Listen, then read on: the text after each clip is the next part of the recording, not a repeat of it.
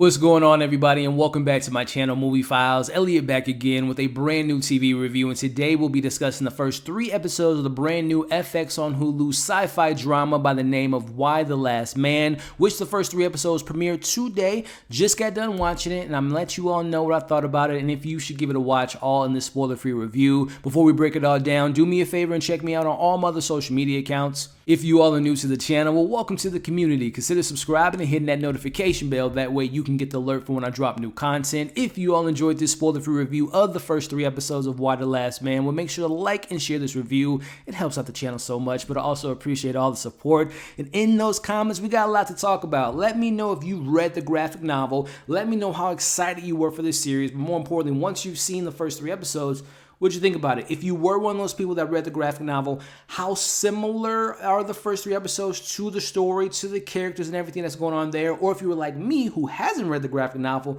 what do you think about this as a series, as the first 3 episodes were presented to us? What do you think about the characters, the story, the narrative? Are you excited for more? Are you hooked? Will you watch this in its entirety? Let's talk about it in the comments below. So before I jump into my thoughts of the first 3 episodes, let me fill you all in about what Y: The Last Man is all about. So Y: The Last Man is a very popular Vertigo graphic novel that ran between 2002 and 2008, and the synopsis of the series reads: set in a post-apocalyptic world where all the beings on the planet with Y chromosomes have died, the story follows York, the only surviving male on the planet, in his journey in the search of answers. Alright, so going into this new series, I was pretty excited to check it out because this book, this graphic novel, Y: The Last Man, it was something I haven't read, but it was on my read list for the longest time, but everyone I know that's read it said it is fantastic. It is a must read, but maybe one day I'll get to it. But I was really excited to check out this series because I remember for the longest time, they've been trying to adapt this into a movie and a show for the longest time. I believe back in the mid-2000s, I want to say 2007, Shia LaBeouf was supposed to be in the film and the main character.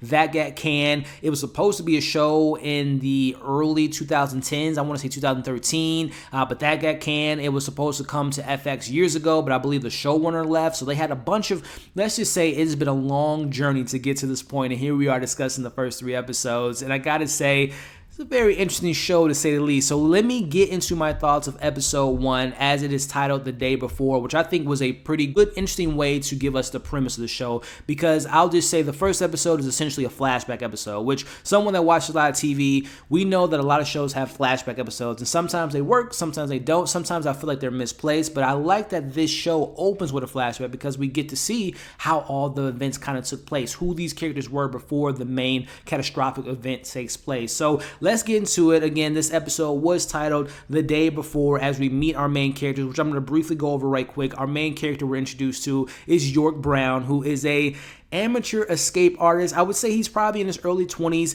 He has a girlfriend that he's in love with. He's someone that loves magic, and again, I think it's an interesting way to call that he's an escape artist and he found a way to escape death, and that's an interesting allegory within the character, but nonetheless, he's a young guy. What I like about York, he has a lot of charm. He has a lot of charisma. He's an everyday guy. He isn't a badass assassin. He isn't this dude that knows how to kill people within a blink of an eye. He's just a normal guy with a normal life who's trying to figure out why he's the only male that has survived this catastrophic event, which brings us to his imp, his little monkey, who's also a male monkey who has the Y chromosome, so it makes sense that they're tied together and they're the best of friends because they're trying to figure out how do we survive this. By the way, the monkey doesn't talk.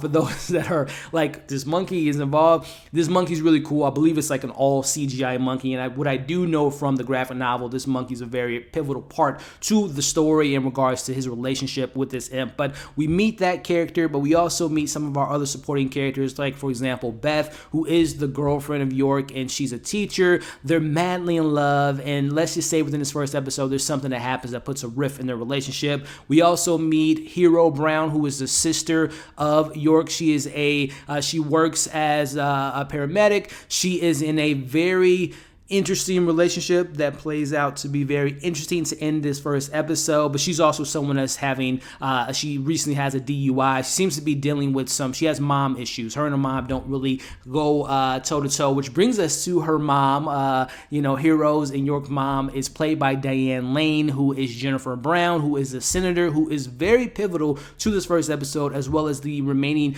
2 episodes that we got in this premiere. And I would say that Diane Lane, number one, fantastic. I didn't know she was in the show. I didn't watch the trailer for the show because I wanted to kind of go into it cold, but I think she's the lead. I think this is pretty much, these first 3 episodes is really her show to kind of show us through her perspective how she's looking at situations. Again, I didn't read the graphic novels. I don't know how important Jennifer, the senator, who becomes someone more important in the political scheme by the end of this episode, I don't know how important she is to the graphic novel, but she's very pivotal to these first 3 episodes. But let's get into the actual thoughts of the episode. Again, it's a flashback. I'm not going to lie, I wasn't all that invested in these characters and their stories, and kind of the stuff that we get within this first episode is really kind of poorly kind of paced, in my opinion, really slow burn. Wasn't a lot going on within the first 35 minutes. We meet, and again, I left out this one pivotal character by the name of Agent 355, who within the first episode, I would say that Agent 355, York, and the Senator are probably the most interesting characters out of the first episode, and honestly, the most interesting characters out of all 3 episodes. But she's someone very mysterious. She works for without giving too much away, a secret task force. And I'll just kind of leave it at that. But again, the first 30 minutes was just, again, backstory, who's sleeping with who, how many kids does this person have, the senator and her political issues with the president, and trying to obviously run for presidency when that term comes to about. So we're getting all just like the minutia of the characters, which again, I just wasn't all that invested until we got to the last 15 minutes. Now, this is where, without giving too much away, this is where the shit hits the fan. This is where the catastrophic event takes place. We're seeing rats coming out of the sewer. We're seeing horses running wild.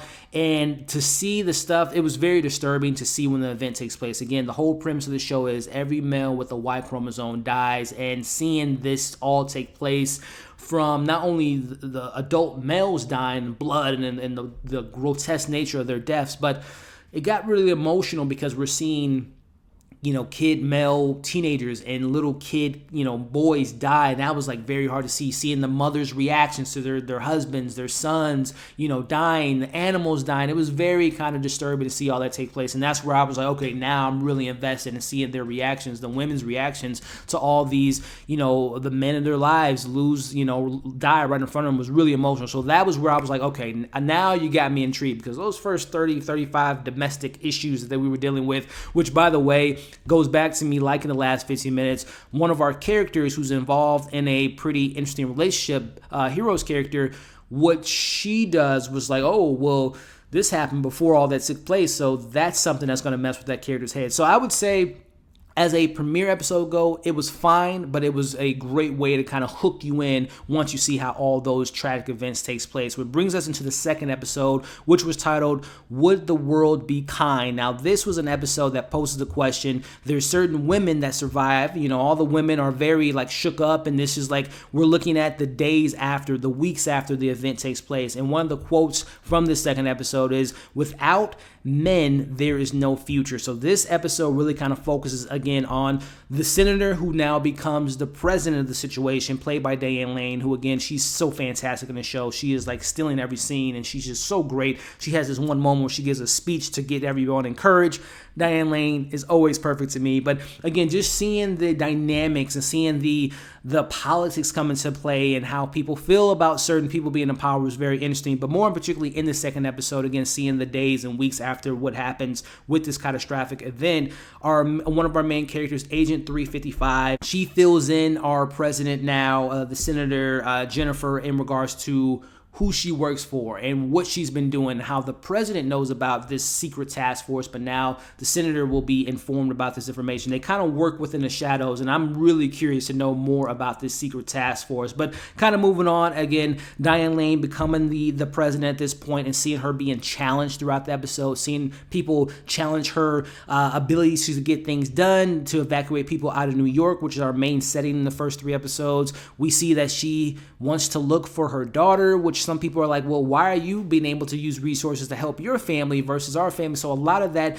drama comes into place within the second episode, which out of the 3, I'm just going to say it right now, episode 2 was my favorite. We also see York, who is leaving the house, and him interacting with women, and again, how crazy it is for women to see a man and thinking we can use him for leverage, use him for resources. So seeing something like that play out. There's also like an interesting thing that takes place in regards to, okay, what happens when there's a transgender that went from female to male, and the conversation being had there. So there's a lot of like different things I wasn't necessarily expecting from like a human nature, human level, the politics of the show that really kind of, again, the second episode to me kind of shines a light on that, and just seeing our main characters, how things kind of play out without giving away. Two of our main characters meet for the first time, and then two of our main characters reunite, which puts a big question into the situation in regards to who is York, why is he alive, should we trust the situations at hand, and was this all a conspiracy? So I think the second episode shows what this show can be about. I think it really did a good job in doing so, because that brings us to the third episode, which was my least favorite out of the three, which was titled Neil. Now, this episode really kind of follows, okay, this whole thing that was established in the second episode is, who is this guy? And he happens to be related to the president, and is there a coincidence that he is the only male to survive, which comes into question in regards to who is the president, can we trust the president, and all the stuff that kind of plays out in this third episode, which was intriguing, but it just didn't really stick to mark, because we're meeting all these other characters of the show that just aren't really all that interesting. A lot of the people that work for the president now, and some of the people that revolve around the old president and his daughter and her mom, those characters to me aren't really all that interesting. The third episode, just from an emotional standpoint, just didn't really resonate for me, and the story wasn't all that interesting. But nonetheless, we see our Agent 355 trying to come up with a plan to get York to Boston, because they want to take him to Harvard to test his blood, obviously, to see is there a cure to help other people around the world, and to find other males that are maybe around the world. But the thing that I think this third episode did do a good job at is diving deeper into the politics, Republicans versus Democrats. Okay, there's a Democrat in office now, but where is there maybe a survivor out there that can put the position of power in question, which something like that plays out in this third episode, where there's a character by the name of Regina Oliver, who is supposed to be, if the president dies, the vice president dies, and all trickle way down, it goes to this person that's supposed to take on the man on the president. But obviously they thought that this particular character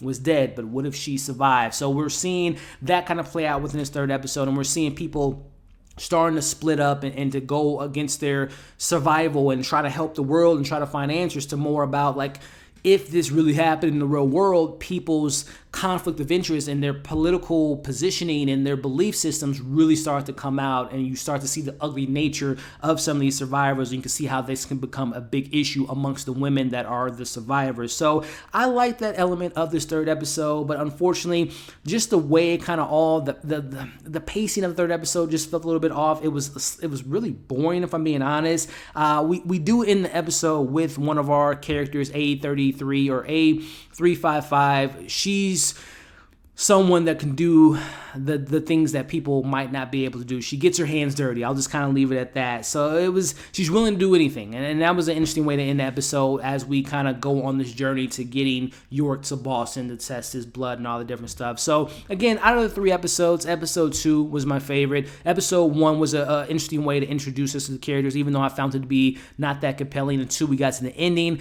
But episode 3 was just not the best episode out of the three to me. It just felt a little bit off in regards to, I feel like this story is supposed to be about York, but it's more so about Jennifer, which again, I love Diane Lane, but I'm like, and I assume after the third episode, we're going to focus more on York, because he's going to be on the journey with Agent 355, and obviously seeing Jennifer handle the political issues that she's dealing with the ex-president's daughter, who seems to be someone that isn't a fan of Jennifer. So there's some interesting stuff in there. I'm not necessarily all in on this show. It has a very interesting premise. It has a very interesting concept. It brings some interesting conversations to the table in regards to, again, I mentioned how episode 2 focuses on transgenders and the relationships in regards to, okay, what do you do for your loved ones? Are there other survivors? Are there other males that are surviving that are hiding? Because if you're a survivor, there's obviously people that's going to be looking for you to get answers. So all that stuff is interesting. I just hope that it picks up a little bit, because some of these secondary characters aren't all that compelling in my personal opinion. But